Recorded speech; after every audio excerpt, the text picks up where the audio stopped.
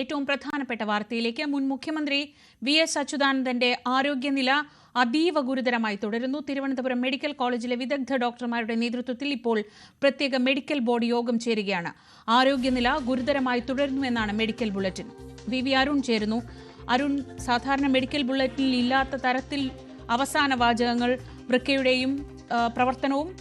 പ്രവർത്തനവും രക്തസമ്മർദ്ദവും ഇതുവരെ സാധാരണ നിലയിലായിട്ടില്ല എന്നത് ശ്രദ്ധിക്കേണ്ടതാണെന്ന് തോന്നുന്നു. എന്താണ് ഏറ്റവും പുതിയ വിവരങ്ങൾ?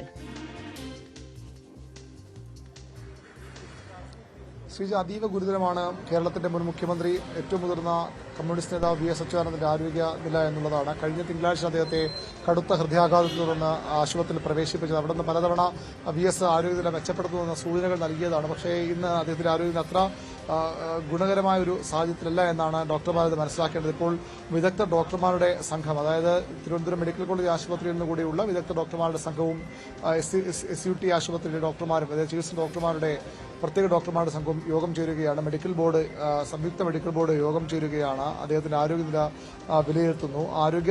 രക്തസമ്മർദ്ദവും വൃക്കകളുടെ പ്രവർത്തനവും സാധാരണ നിലയിലാക്കാൻ പരിശ്രമിക്കുന്നുവെന്നാണ് കുറച്ചു മുമ്പ് 11 മണിയോട് തുടങ്ങിയ മെഡിക്കൽ ബുള്ളറ്റിൻ വ്യക്തമാക്കുന്നത്.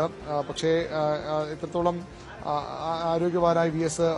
മടങ്ങി വരുമെന്ന കാര്യത്തിൽ വലിയ ആശങ്ക ഉയർത്തുന്ന ഒരു ആരോഗ്യ സാഹചര്യത്തിലൂടെ അദ്ദേഹം കടന്നുപോകുന്നതെന്ന് വ്യക്തമാണ്. കഴിഞ്ഞ ദിവസമൊക്കെ അദ്ദേഹത്തിന്റെ ആരോഗ്യം കുറച്ച് മെച്ചപ്പെടുന്നു എന്ന സൂചനകൾ ഉണ്ടായിരുന്നു. പക്ഷേ ഇന്ന് രാവിലെയോടുകൂടി അത് വീണ്ടും മോശമാവുകയാണ് എന്ന് വേണം മനസ്സിലാക്കാൻ. അത് വ്യക്തമാക്കുന്ന ഒരു മെഡിക്കൽ ബുള്ളറ്റിനാണ് നേരത്തെ പുറത്തിറക്കിയത്. സ്വാഭാവിക ഇപ്പോഴത്തെ ഈ മെഡിക്കൽ ബോർഡ് യോഗത്തിന് ശേഷം വീണ്ടും ഒരു മെഡിക്കൽ ബുള്ളറ്റിൻ ഇറക്കാനുള്ള സാധ്യതയുണ്ട്. എല്ലാ ചികിത്സയും വി.എസിന്റെ ജീവിതത്തിലേക്ക് തിരികെ കൊണ്ടുവരാൻ സാധ്യമായ എല്ലാ ചികിത്സ നൽകാനാണ് സർക്കാരിന്റെ നിർദ്ദേശം. ആരോഗ്യവകുപ്പ് അത്തരത്തിലുള്ള ചികിത്സയാണ് വി.എസിന് നൽകുന്നത്.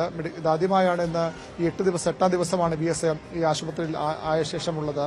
ഇന്ന് ആദ്യമായാണ് മെഡിക്കൽ കോളേജ് ആശുപത്രിയിൽ നിന്നുള്ള വിദഗ്ധ ഡോക്ടർമാരുടെ സംഘം കൂടി അദ്ദേഹത്തിന്റെ ചികിത്സയുമായി ബന്ധപ്പെട്ട കാര്യങ്ങൾ ചർച്ച ചെയ്യാൻ തീരുമാനിക്കാൻ ഇവിടേക്ക് എത്തിയിരിക്കുന്നത്. ഈ മെഡിക്കൽ ബോർഡിന്റെ യോഗം വളരെ നിർണായകമാണ്. അതിനുശേഷം അദ്ദേഹത്തിന്റെ ആരോഗ്യ സംബന്ധിച്ച് കൃത്യമായ വിലയിരുത്തലുണ്ടാകും. ഇപ്പോഴും ഈ പുറത്തുനിന്നുള്ള ജീവൻ രക്ഷാ സംവിധാനങ്ങൾ, വെന്റിലേറ്റർ അടക്കമുള്ള ശ്വാസം പ്രശ്നമുണ്ട് അദ്ദേഹത്തിന്. അതുകൊണ്ട് തന്നെ വെന്റിലേറ്ററിന്റെ സഹായത്തിൽ അദ്ദേഹം ശ്വാസകോശം കഴിഞ്ഞ ഒരാഴ്ചയായി ശ്വാസമെടുക്കുന്നത്. മറ്റ് വൃക്കയുടെ പ്രവർത്തനം സാധാരണ നിലയിലാക്കാനുള്ള ശ്രമങ്ങളും ഡോക്ടർമാർ നടത്തി വരികയായിരുന്നു. അതിനൊരു തടസ്സമുണ്ടായി എന്നാണ് മനസ്സിലാകുന്നത്. അതുപോലെ അദ്ദേഹത്തിന്റെ സ്ട്രോക്ക് ബാധിച്ചാണ് അദ്ദേഹം, പക്ഷാഘാതം എന്നാണ് അദ്ദേഹം 2019 ആദ്യം ഈ ഒരു തീർത്തും അനാരോഗ്യമായ അവസ്ഥയിലേക്ക് പോകുന്നത്.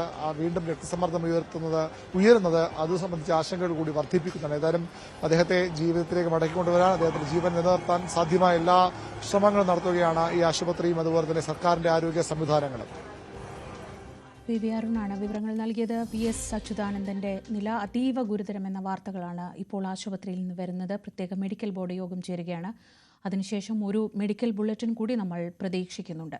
മറ്റു വാർത്തകളിലേക്ക് പോയ ശേഷം വരാം.